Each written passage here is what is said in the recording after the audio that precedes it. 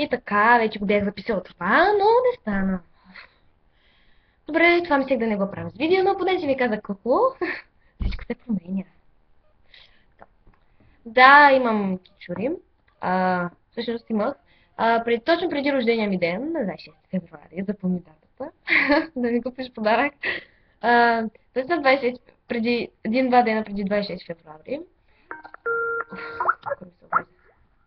Тъй де, нали, ми направиха, значи исках сини, зелени и лилави кичури. Долу, ето тук, на върховете. И разбира се, няма такава боя, нито синя, нито зелена. И тя ми каза, че ще ползва осветители. И първо, за да хванат тия осветители боята, за да хванат тия осветители косата ми, трябваше да я обезцвети. И ми я бойдиса руса с боя. И после сложи обезцветителя, който седи сигурно три седмици най-много. Да. Но моят падна за една седмица, защото много ходих на басейните и нататък. И така седя доста време. Една седмица.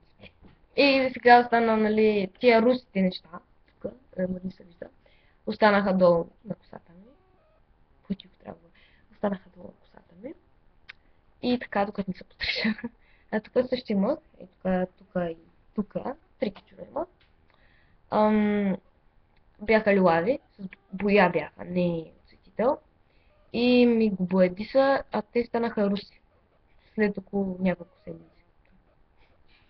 Странна работа, ама... И това е. И за комплимента, благодаря ти много. Връщам ти го. И това е.